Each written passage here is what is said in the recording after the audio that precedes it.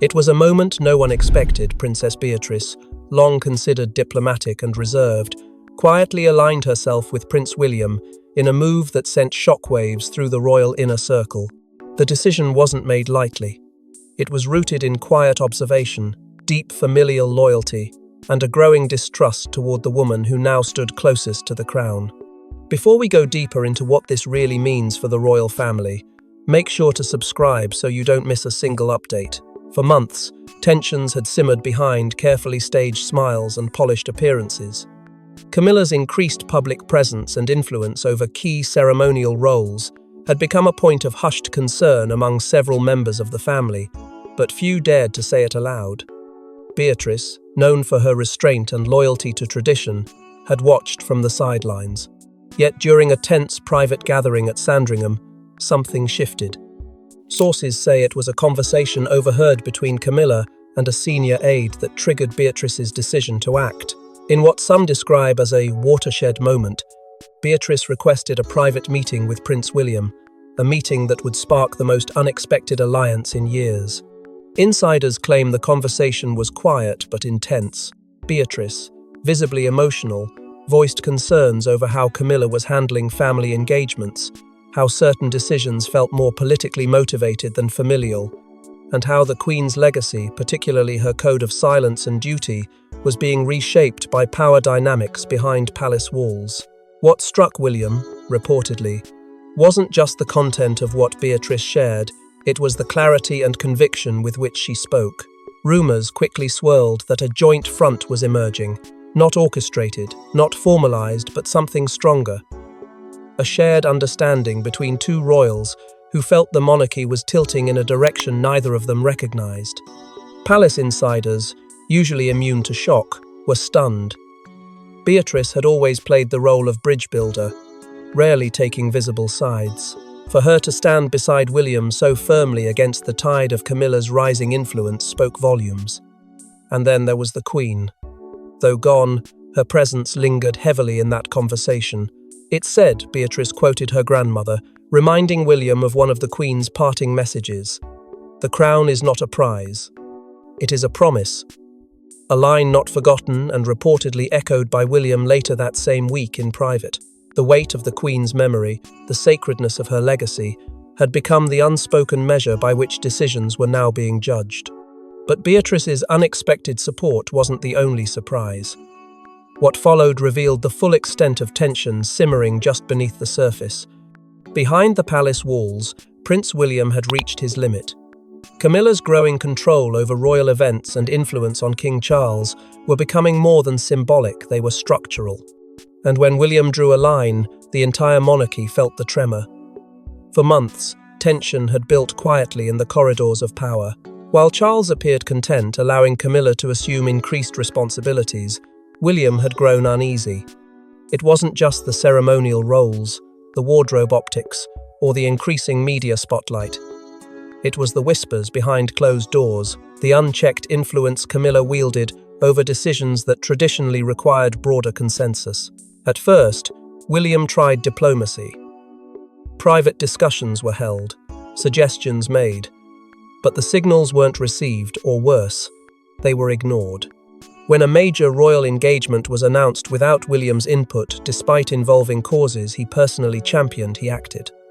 In a series of closed-door meetings, William formally raised concerns. Insiders revealed he pointed to specific instances where Camilla had redirected patronage priorities, nudged senior advisors, and taken liberties with royal planning. William, typically measured, was said to be firm. This was no longer about personality, it was about safeguarding the institution. In response, aides scrambled. Reports began circulating that William had requested formal revisions to ceremonial assignments, with a clear reduction in Camilla's future public-facing roles. For palace staff, the fallout was immediate. Senior aides found themselves in impossible positions. Loyalties split. Some leaned toward tradition, aligning with William's push for streamlined, principled governance. Others, long in Camilla's inner circle, viewed the move as a betrayal. Camilla, sources say, was blindsided. She reportedly described the actions as a public undermining in private clothing. Her response wasn't just emotional, it was political. She felt cornered, not just by William, but by a system that never fully embraced her, now beginning to turn cold again. King Charles, caught in the center of it all, attempted to mediate, but according to those close to the negotiations, his tone was cautious, almost reluctant. He didn't want confrontation, he didn't want fractures, but more than that, he didn't want to restrain Camilla. That hesitance only deepened the divide. William's decision wasn't loud, but it was consequential. Policies began shifting. Protocols were quietly amended. A new phase of royal engagement was being shaped, and Camilla's role within it was starting to shrink. But Camilla wasn't going quietly, and the first signs of rebellion came from within her own camp. The leaks began subtly editorials, anonymous sources, and sharply worded briefings to royal correspondents.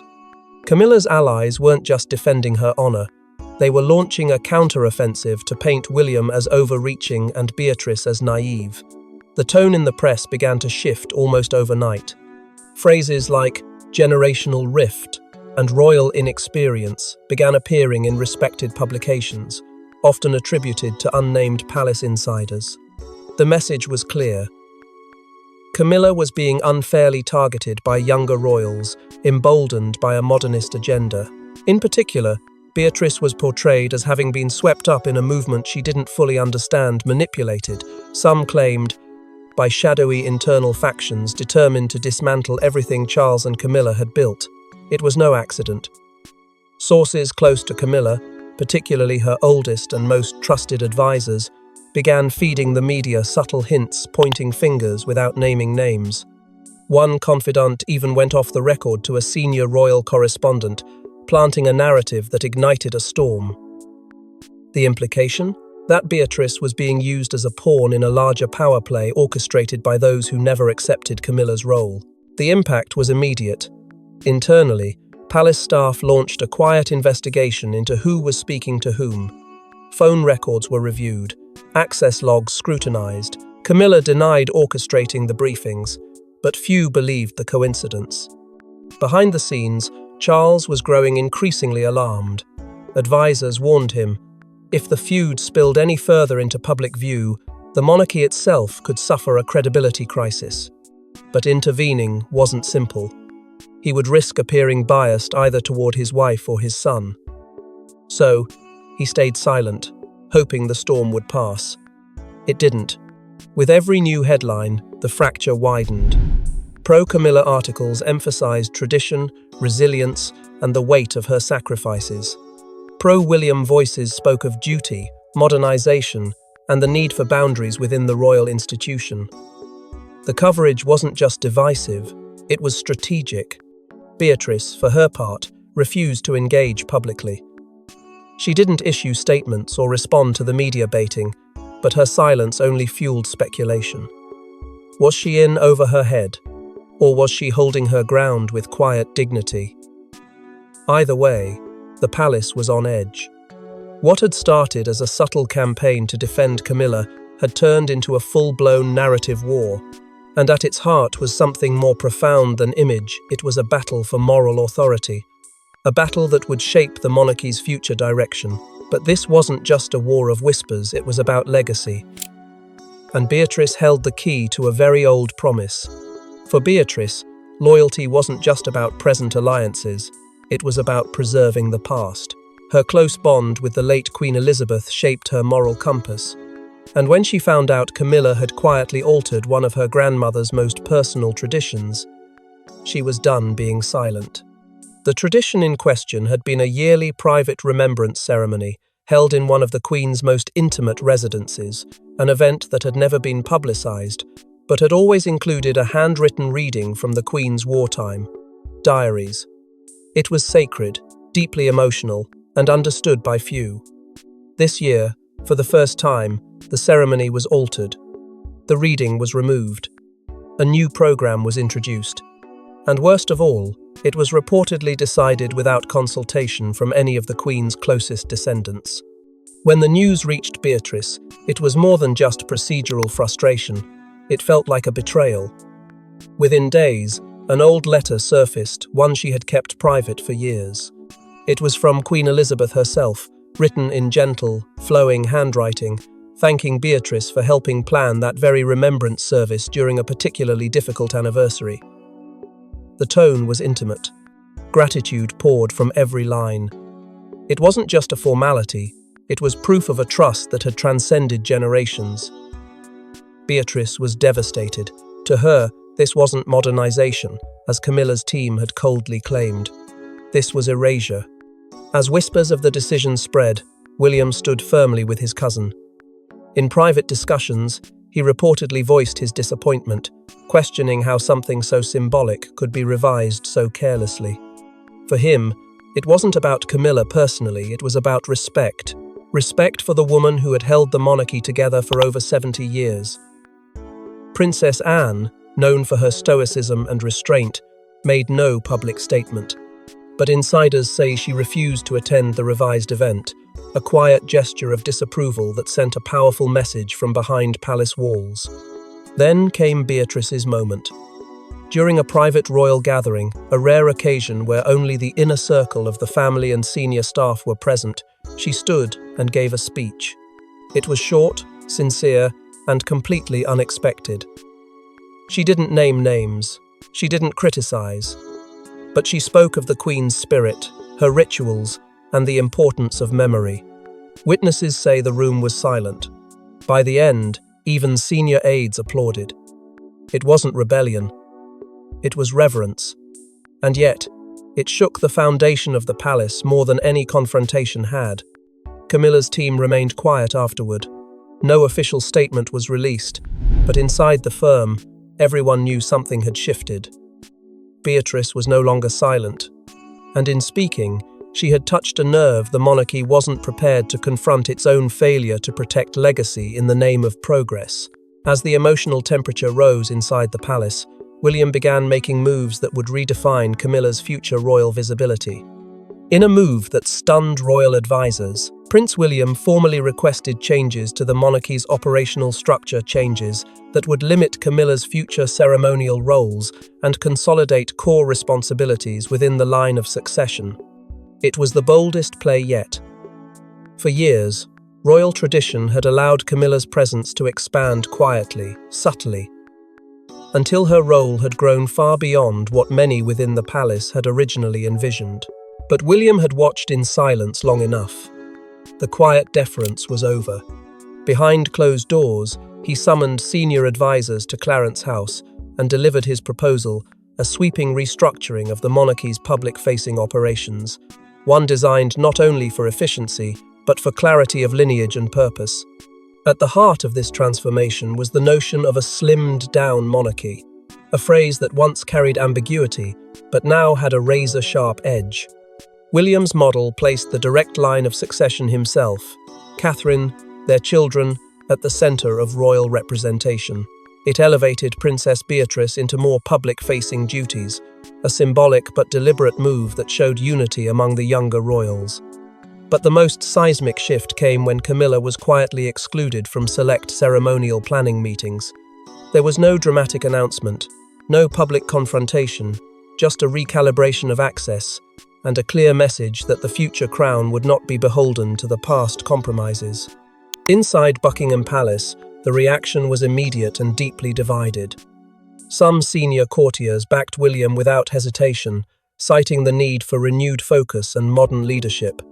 Others looked to King Charles, hoping he would intervene, dial things back, restore the previous balance. But Charles, already walking the tightrope between family loyalty and monarchical stability, reportedly chose not to override his son's decisions. He was distressed, sources claimed, but in the end, he did nothing. His silence was deafening. Public reaction, however, told a different story. As news of William's restructuring quietly leaked, support swelled. Editorials praised the prince's leadership. Commentators declared that a new era was beginning, one grounded in transparency and purpose.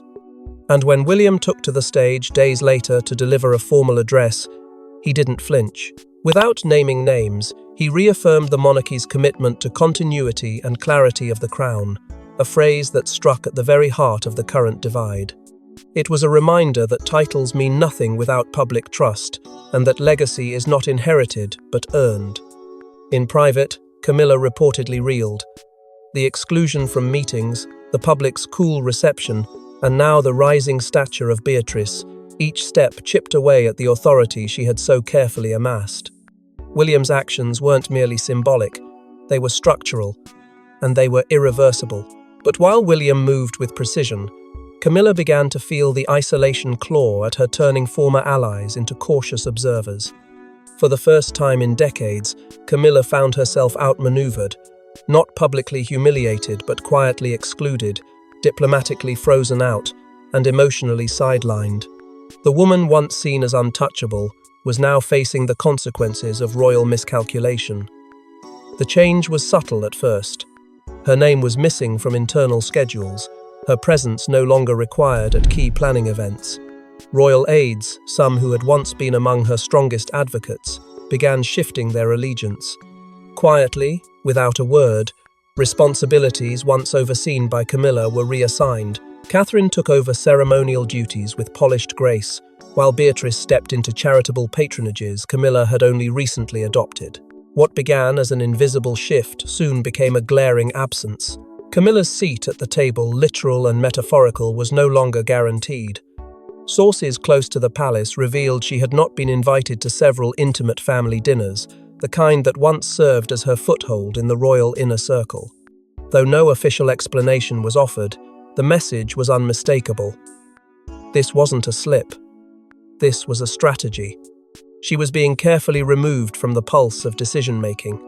Those who observed her during public appearances noted the difference, less assured, more hesitant. And behind the scenes, the strain began to take its toll. Camilla reportedly withdrew into a smaller, tightly guarded circle, one that included only her most loyal aides and a few longtime confidantes. Her emotional state, insiders claimed, was deeply frayed. For a woman who had spent years fighting for her place, the sense of rejection was devastating. She confided in King Charles, describing herself as discarded, voicing concerns that she was being erased from the monarchy she had helped shape. Charles, already navigating the tension between his loyalty to Camilla and the assertiveness of his son, was said to be visibly conflicted. But even he couldn't reverse the tide without sparking a full-blown crisis. The institutional machine had already begun to turn, reshaping itself around a future that no longer centered Camilla. Meanwhile, Princess Beatrice was gaining momentum. The very patronages, once mocked as symbolic, were now becoming her platform. Her empathy, sincerity, and deep ties to the Queen's memory resonated with the public in ways Camilla never quite managed. Where Camilla's presence had often been debated, Beatrice's rise was celebrated. She embodied a new chapter of the monarchy, one rooted not in compromise, but in continuity. Camilla, watching this unfold from the sidelines, found herself in a place she had once placed others: peripheral, expendable, forgotten. Even Camilla's health reportedly began to show signs of strain. Stress-induced fatigue and anxiety led her to cancel engagements. Though the palace described these absences as minor, insiders told a different story of sleepless nights, mounting pressure, and a woman reckoning with her fading power. Yet through it all, one thing became clear. This wasn't a temporary shuffle, it was a reckoning. But Beatrice wasn't finished. Her next move would transform her image and send a clear message about the monarchy's future. While others played the game loudly, Beatrice moved with precision. Behind the scenes, she secured new responsibilities, earned the trust of staff, and began laying the groundwork for a future far more influential than anyone imagined. The headlines may have centered on Camilla's retreat and William's assertive restructuring, but in the quiet corridors of the palace, a different power was taking shape. Beatrice, long overlooked by the inner sanctum of royal operations, was now commanding attention not through controversy, but through consistency, elegance, and quiet command. She began by taking over high-profile charity engagements, many of which had deep emotional ties to the late Queen. One in particular, a hospice project championed personally by Her Majesty, became a touchstone moment. Beatrice's emotional address, invoking the Queen's legacy with both warmth and resolve, moved not only the audience but the nation. Suddenly, public favourability polls surged in her direction. Unlike others who grasped for public support through grand gestures, Beatrice allowed her actions to speak. Her presence at events wasn't just ceremonial, it was strategic. Behind closed doors, meetings with William and Catherine became more frequent. Strategists within the palace began describing Beatrice as a stabilizing influence. And in a firm that was increasingly showing signs of internal fractures, her quiet authority became a bridge between traditionalists and reformists. She wasn't trying to dominate. She was positioning herself as a voice of balance, of reason, of legacy. Parliamentarians, many of whom had long dismissed Beatrice as peripheral, began to reconsider. One MP was overheard describing her as the royal we didn't know we needed. Her reputation for discretion, once seen as a weakness in the era of high-volume media personalities, became her greatest strength. And while Camilla's influence dwindled, and Charles struggled to reconcile the forces pulling his family apart, Beatrice rose not as a rival, but as a reminder. A reminder that power doesn't always announce itself. Sometimes, it arrives on quiet feet, bearing the name of legacy, wearing the face of continuity. Analysts began speculating that Beatrice might soon be appointed to key constitutional advisory roles, an honor rarely extended to someone not directly in the line of succession. But her growing public support, combined with her flawless conduct in an increasingly unstable palace environment, made her a candidate too significant to ignore. Even Catherine, often guarded in her alliances, was said to have expressed confidence in Beatrice's growing portfolio. Together, with William, a new centre of gravity was forming, one that subtly but effectively began drawing institutional energy away from the old guard. Beatrice never asked for this role, but now that it had found her, she embraced it with a sense of purpose the monarchy hadn't seen in years. She was not merely a symbol of royalty, she was becoming a strategist, a stabilizer, and a future pillar of the crown. And in that silent ascension, she had done what few expected, outmaneuvered a queen, steadied a prince, and earned the people's trust. But the final shock came not from a leaked report or media scandal, it came from Charles himself. In a rare public statement, King Charles addressed the growing speculation. What he said, and what he didn't, revealed everything. It was a speech that confirmed alliances, hinted at regret, and left no doubt about the shifting tides within the monarchy. Standing before a curated audience of diplomats, senior royals, and key members of the press, Charles delivered a message that echoed with symbolism and careful restraint. With deliberate clarity, he praised the new generation's integrity and clarity of purpose, framing it not as a break from tradition, but as a continuation of the Queen's legacy adapted for a new era. There was no direct mention of Camilla, not a single word, and that silence roared louder than any name he could have spoken. Analysts dissected every sentence, every pause, and every glance. What they found was unmistakable. Charles had shifted. Whether reluctantly or by necessity, he was leaning toward the future, and the future now wore the faces of Beatrice and William. The very next day, Beatrice and William appeared together at a high-profile memorial event. Their composure was unshaken, their presence united. The symbolism didn't go unnoticed. In the crowd were aides, former skeptics, even long-time courtiers who once viewed Beatrice as peripheral. Now, they watched her lead beside the heir to the throne, not as an accessory, but as an emerging partner in the institution's evolving identity. And as cameras captured that quiet but potent image, one name was missing once again: Camilla. She had reportedly cancelled her scheduled appearance, citing rest and recovery. The phrase became a whispered euphemism across the palace for what many already suspected: she had been sidelined, not ceremonially, but structurally. Behind palace doors, the realignment was already underway. Event planning protocols, once overseen or influenced by Camilla's inner circle, were quietly reassigned. William's team began shaping public-facing operations, while Beatrice was increasingly consulted on legacy projects, charity transitions, and patronage succession. It wasn't a formal reshuffling. It didn't need to be. The shift was organic, unspoken, and definitive. Charles hadn't revoked anything, but by choosing not to defend or even acknowledge Camilla's position, he gave permission for change. The monarchy, for centuries a structure of visible power plays and veiled rivalries, had just undergone one of its most significant recalibrations without a single official proclamation. Public sentiment followed suit. Polls showed rising approval not only for William's assertiveness, but for Beatrice's emergence as a stabilizing force. Her journey from understated royal to influential strategist became a narrative that resonated with those disillusioned by the past and hopeful for a monarchy rooted in legacy, not ego. And though the institution still bore its share of scars and silent resentments, something had shifted. It wasn't just about William's authority or Camilla's retreat, it was about trust. Trust in those who didn't seek power for its own sake, but stepped forward when the moment demanded it. And as the dust begins to settle, one thing is clear: the monarchy is changing, and Beatrice is no longer a quiet observer. She was never meant to lead. But when the moment came, Beatrice didn't just step up, she rose. With her quiet strength, deep roots, and firm sense of purpose, she helped steer the monarchy back toward stability.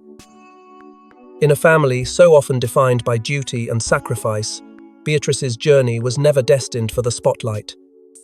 Yet it was in the shadows, observing, listening, and remembering that she found her voice.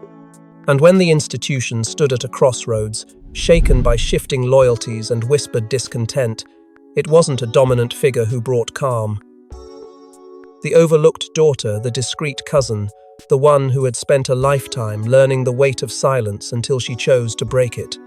Now, as the monarchy rebuilds itself in the echo of Charles's passive recalibration, Beatrice has emerged not just as an ally to the future king, but as a symbol of redemption. Her alliance with William, once whispered about in private corridors, has been solidified in the public consciousness. This wasn't a campaign.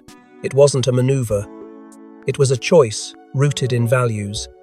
In a post-Elizabeth royal structure, where tradition often collided with modern reality, Beatrice embodied something unique: the capacity to evolve without discarding legacy. She understood what her grandmother stood for, and she understood what the people needed next. That understanding changed everything. Camilla, once the most visible symbol of power beside Charles, has quietly withdrawn. No formal statements, no emotional farewell. Just a gradual retreat, framed as a desire for privacy, but marked unmistakably by absence. Patronages once connected to her are now under Beatrice's stewardship. Events that previously centered on her now highlight new faces. And while some interpret this as defeat, others see it as the inevitable correction of a monarchy that momentarily lost its way. In stepping back, Camilla has created space for reconciliation between generations, between legacy and reform, and between the crown and the people who watch it so closely. The royal family, long fractured by whispered rivalries and bruised egos, is beginning to find its rhythm again. Not a perfect harmony, but something resembling unity. Under a new dynamic, built on William's firmness and Beatrice's grace, the institution feels less brittle, more human, more conscious of its image, and most importantly, more committed to navigating the future without losing the heartbeat of its past. Polls now show Beatrice among the most respected royals of the decade, a figure once written off as ceremonial, now viewed as critical, not because she courted influence, but because she answered its call when it mattered most. And quietly, behind the noise of headlines and press releases, historians have begun to take note. They call it the Beatrice moment. A turning point not marked by scandal or coronation, but by quiet resolve. By a royal who carried the memory of her grandmother's reign in one hand and the hopes of a new generation in the other, Beatrice didn't storm the gates of power. She waited for them to open, and when they did, she walked through with dignity, determination, and the unshakable belief that legacy means nothing if it cannot evolve. Thanks for watching. Don't forget to like and subscribe, and we will see you in the next one.